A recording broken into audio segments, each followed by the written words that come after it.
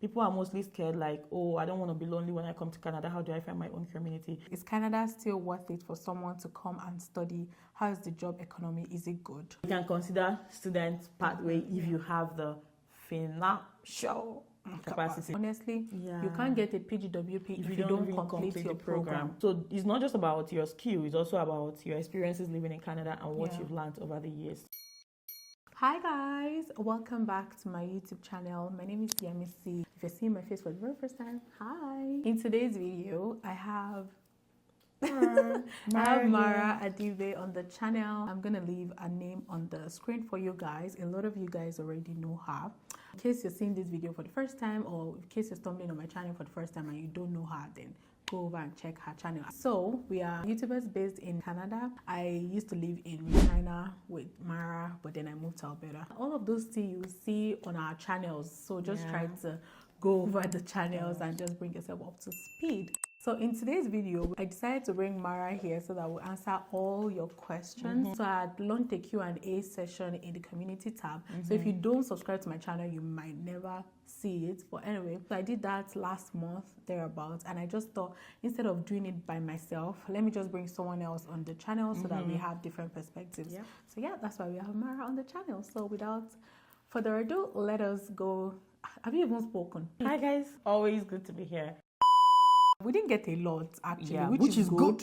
Do you know? So many videos on the channel that already speaks to most of the things. Exactly. We're going to answer the few ones that we got. The first one here is Canada still worth it for someone to come and study? How is the job economy? Is it good? Quick backstory, we both came in as international students. We're currently working in Canada. So I guess that's where the question is coming from. Over to you. To be honest, when people ask me this question, I just always don't know what to say. It's not because I don't have a response, but I don't want to be the one to tell you what to do. And I think that Canada is one of the top countries where people are moving to right now. So there are so many things that you might want to consider before you decide to move to any country, right?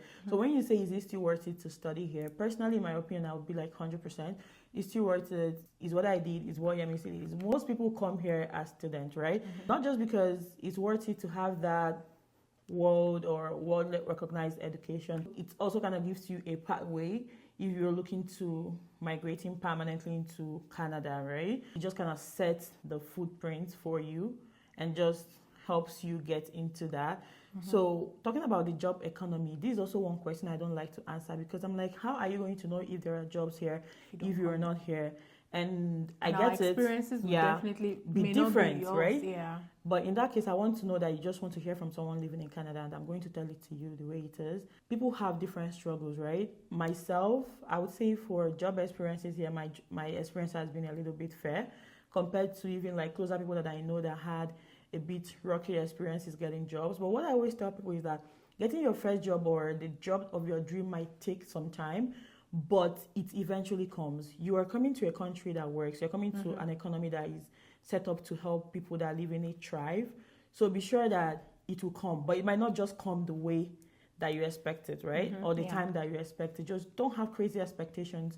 But if you have plans, trust me, you can achieve all of that as a student and eventually get a job and whatever gets the dream that you want or something. Yeah, I think you've answered it because honestly, that's just it. And I think we've done a video like this before. Again, I understand why the person is asking. 2024 is a lot different from 2023, from 2022, and then from 2021 when I came in. I think you came in 2022. Inflation, everything wasn't as bad as it used to be. Wasn't as bad then as it is right now. So I get it. The person might be asking from the point of maybe, is it cost effective? Like, is it cost relative to the output like the outcome? Personally, I'll say yes. Every day, all day, because things are a lot more regulated here. That's true. And for the job, honestly, it depends on your path. Like, it depends on your career path. Like, what are you looking to get into? Also, like she rightly said, some of these jobs you don't get it at the snap of your fingers or like immediately after school. One thing I love about this country is when you get a certificate, there is a high chance of being able to use that certificate. Because Canada is, you know how we come here and we get a master's degree. You'll be amazed that you are working with your master's degree and your boss only has a diploma, right? So sometimes they focus a lot of attention on skills, like what can you do and experience. That's why when you come here, you might not land the jobs that you want immediately just because they are more focused on Canadian experience, right? Canada is a country that is structured in a way that they want you to have certain culture. It might not just be about the skill. They might want you to develop certain culture by just living here. So they know that you've built some experiences working with certain Canadian organizations or government organizations and all of that. So they trust that when you come into the organization, you're going to also be law abiding, because trust me, it's something I emphasize a lot. So it's not just about your skill, it's also about your experiences living in Canada and what you've learned over the years. So all these things just make it up together. Yeah. Okay, the next one, someone said, hi MC, thanks so much for all your videos. You're welcome. Please, can you do a video on how to navigate and find a community as an international student in Canada? Also, how to get additional jobs during summer. I've done a video on this before. How to get additional jobs. Yeah, I'm going to link it somewhere here, at the top. But I want us to, I've also talked about how to navigate and find a community as an international student, but we might just want to touch on that a little bit. And I think there was a video me and you did in a vlog. If she finds that vlog, she's going to link it somewhere. We kind of talked about loneliness and all those things, right? Find it, because all these things kind of connect. And I think that people are mostly scared, like, oh, I don't want to be lonely when I come to Canada. How do I find my own community? The truth is that it's not going to be the same way you have it in Africa. So you have to have an open mind that anything can happen, right? I was discussing something with Yemisi yesterday, and we were talking about always preparing for the worst, right? You hope for the best, but then you don't totally stay blind to what could go wrong.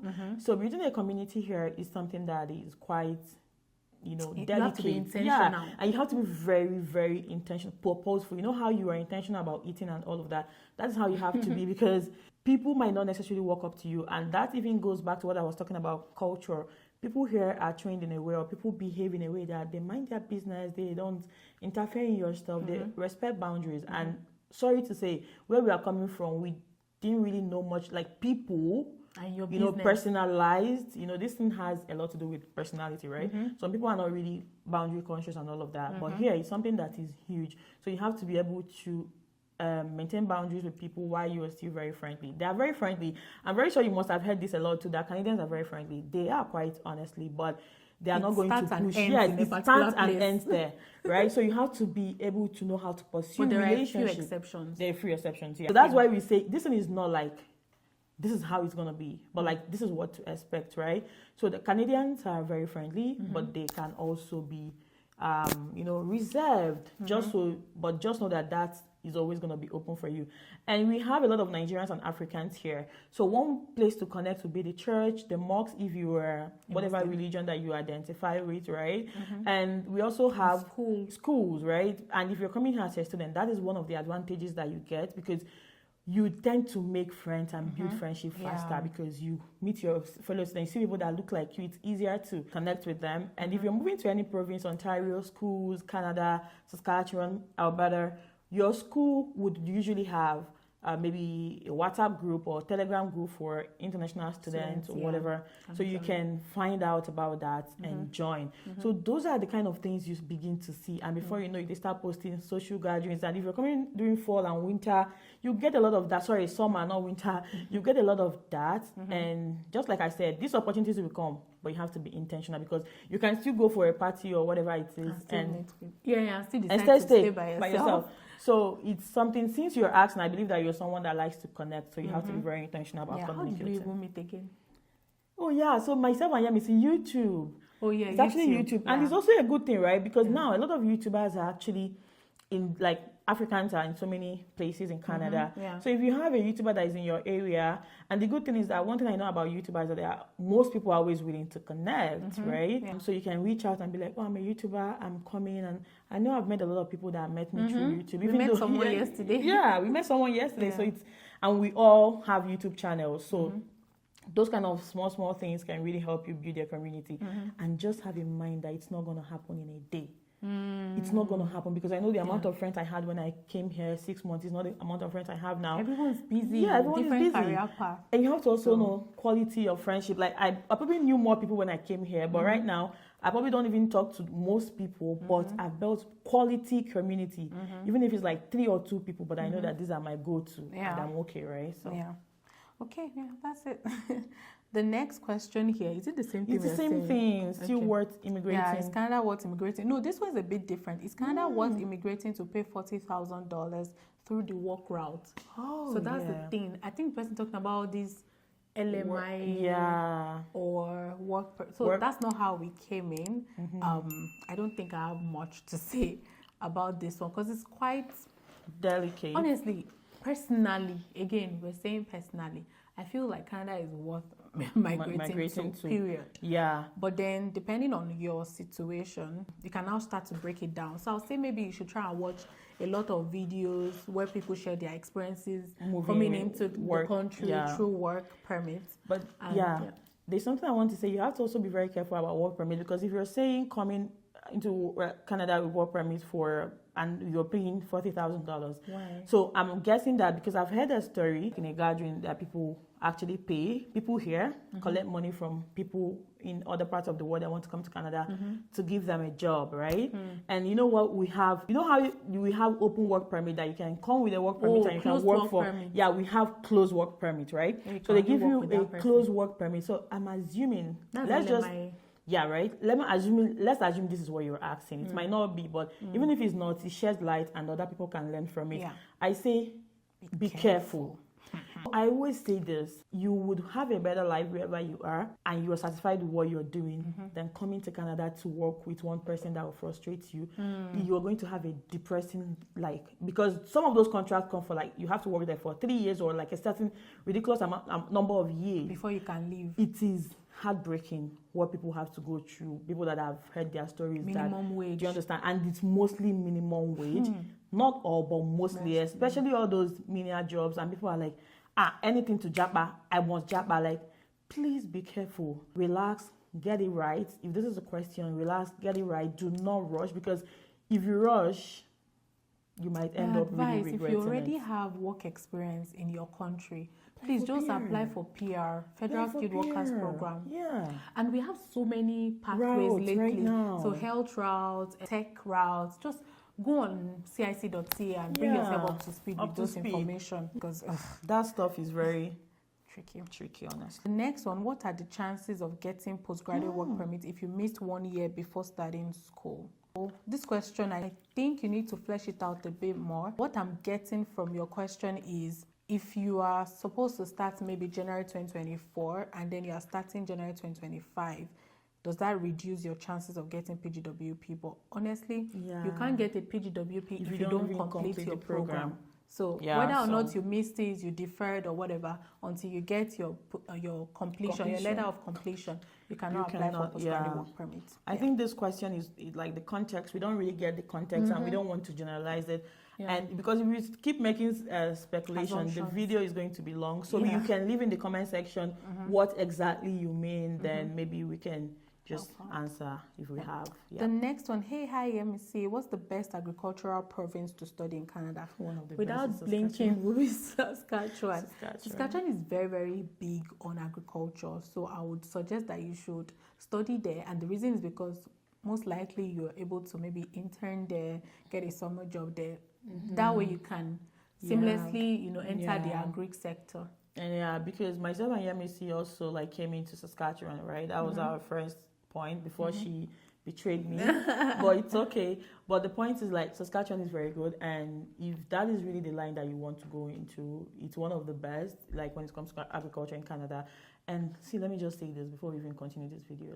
You guys try and research, because most of the things we say, I was telling Yemisi this yesterday again, that sometimes people think that because you live in a country, everything is not true. I live in Canada right now. The last thing I want to concern myself is how to get a study permit. The things I'm concerning myself about is my work, way forward, what I'm doing, what I'm going to do. So sometimes when we see the new policy, we're like, except we go and read it up, we won't know, right? Just like the way you are living in Africa. I tell you, most people don't even know the laws, whatever it is that we have in Nigeria, Ghana, and the rest of the world, right? So that's just the way it is. We've given you our opinion, but just try and put in a little more. And there is a Ministry of Agriculture in Saskatchewan as well. Yeah. So, The next question, this one is is it a diss?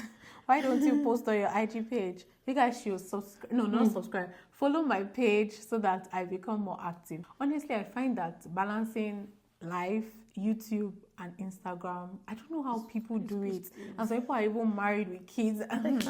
So, you guys Pray for me. The next one, please, your honest opinion about Alberta, the job opportunities, diversity and cost of living, especially for people like me considering moving from Ontario to Alberta. Thank you. First thing I'm going to say without thinking is when you're moving from Ontario to Alberta, definitely your cost of living will reduce. Again, depending on your lifestyle choice. Yeah. I'm going to post a video tomorrow about my monthly expenses living here in Alberta. She's going to link it here. Yeah, so I'll link it somewhere, but in case I don't link it, just check the channel because I would have posted it before this one. I talked about my own monthly expense. In another video, that one I'll mostly link it here or check the description box. I talked about my first impression living in here, Alberta and Saskatchewan. So in that video, I talked about the diversity and also job opportunities. It's a bigger, we were checking the population 2 days ago. Alberta is almost 5 million. 5 million? Yeah, almost 5 million. 5 million people. Yeah. And Saskatchewan has like 1 point something thereabout. So you can already tell that there are a lot more people here, which also translates to more job opportunities and there more diversity. Yeah. I think that being here, I've been here for a couple of days. I think that this place is very diverse. I think that it's very diverse because I see things I'm like, oh my goodness. Like, so it's very diverse, but might not be as diverse as you might imagine. More friendly because that's they what are used to like different races, different people, but might not be as much Ontario. I mean, Ontario is Ontario. If you are in Toronto and all those big cities, though, Okay, the next question. Someone says, "How are you, dear?" That's my question. Thank you. I am very, very well. Thank God. The next one. Hi, MC. Want to find out whether MPA at University of Saskatchewan has January start. The reason for my question is that I'm currently waiting for visa decision for September 2024 and so want to know if it's possible to defer to January 2025 in case visa delays. For those that don't know what MPA is, that's Masters of Public Administration, and that was the program that I studied here in Canada. Absolutely, yes, you can defer to January. That's what I did. So I had applied for September 2020 admission and I deferred to January 2021 admission. So yeah, you can differ. So, hi MC, I recently moved from Ghana to Canada, Calgary specifically, and I watch you a lot and I've decided to start a YouTube channel. Would really appreciate if you can give me a shout out in your post so I can reach people who also want to relocate here. Please and thank you. Hi, the real Maria. People will go subscribe to her, although I already told her that for YouTube, honestly, just keep posting. Yeah, people warm up to you. And Mara was saying something, was it yesterday or this morning, that there's this high chance, or like there is this, is it high chance we'll call it, that people have when they start posting about Canada or like immigration. So honestly, if you post any relatable content or like helpful content, that's honestly how people get to know you. And before you know it, even other YouTubers might be suggesting you to people. Because even if someone gives you a shout out, like, trust me, 95% of people might not necessarily care, except they went to your channel and they saw something valuable that is valuable to them. So just do value. Yeah, someone said, is there a chance I get your email address? I always tell people to send me a DM on IG instead. The last but not the least, yay, we're not doing badly. Please, I'm a new grad registered nurse in Nigeria. I'm currently doing my 1-year internship program. Please, what's the best and less lengthy route to move to Canada and work as a registered nurse? Thanks in advance for your response. So I have a friend that will be coming in. She was supposed to be here like a few weeks ago. She wanted us to talk more. We've done a video before on nursing pathway, but she wanted us to talk more about it. But unfortunately, she was able to come around. We would film that video much later when she comes around. But straight off the bat, what I'm going to tell you is there's nothing like less lengthy route. Like, how do I put it? Like, just do your research. And someone answered and said you can come in through any of the health routes. Because like we mentioned earlier, there is a health route currently for those people that are nurses or anything related to the medical profession. Just be in the express entry pool. What that means is create an express entry profile, write your IELTS or CELPIP or any approved English test exam, test, and hopefully you have a high point and you get nominated. And you can also apply for provincial nominations so that if a province is in need of, and trust me when I say all provinces need nurses right now. So if any of the provinces need something like that, then they would, reach out to you to nominate you and then you're able to come in. But just do that. And don't close out any opportunity. Be in the pool, and if you need to apply for masters. I was going to say although it's very pricey. I was going to say that you know, when it comes to medical line, see, those Western words, they take it so serious. So you have to know that there's nothing like shortcuts. Like that word is just, I get it, like faster route, but they take it serious. So you might not necessarily expect the process to be easy. So you have to open up your mind that this is what I want, or more, this is what I want, whatever it requires of me or whatever it's required of me, I'm going to put in the work. So you can also do that. And I remember I know someone that did a master's degree here in a different field, but she had a medical field from Nigeria, but she did her master's here in a different field. Then after her master's degree, she went back to do nursing for now 2 years. I think there was a way. So it depends on the province you're moving to and the opportunities that are there. If you're moving to a province like Saskatchewan, you might not get that opportunity because I don't think that there are many schools, except for the universities, that offer nursing, and you have to do it for the number of years that and then you have to write some exams, all those professional exams that allows you to actually practice here. But if you just go and do your research. Yeah, but if you go to a bigger province like Ontario, they might have programs that will let you do like a diploma of 2 years, then write those certifications. So that is also, so there are so many ways. Like Yemisi said, you can consider permanent residence pathway, or you can consider student pathway if you have the financial capacity, because honestly, nursing is expensive here. And besides the fact that nursing is expensive, tuition fees are now very expensive. I know someone was asking me recently. It keeps increasing every semester. Yeah, somebody was asking me recently that, oh, Yemisi, can you please do a video on less tuition? I did a video on that recently, but that's not even about less tuition. It was it affordable universities or something? Yeah, and I explained there explicitly. I said there is nothing like cheap. It's affordable. If it's affordable, and affordability depends on your own capacity too, right? Something that is affordable to me might not be affordable to anyone else. So it might be like the other way around as well. So it's relative. Yeah, you just have to pick your tent. That is all the questions that we got, and I hope that we were able to answer all of your questions. Please again go find Mara on YouTube, Mara Adibe. I'm going to leave her name on the screen for you guys. She's actually here on vacation and she's leaving today. I'm leaving today, you guys. You guys can catch up with that on our vlogs. On our vlogs, Okay, all right. Don't forget to like, share, and subscribe. We'll see you guys. I'll see you guys in my next one. Yeah, for the most part, I was looking at the viewfinder, and I'm always so conscious to look at the lens, but I just remember what I've been looking at because we are just too pretty not to admire. Thank you guys for watching. Anyways, thank you guys for watching. I'll see you guys in my next one. Bye guys.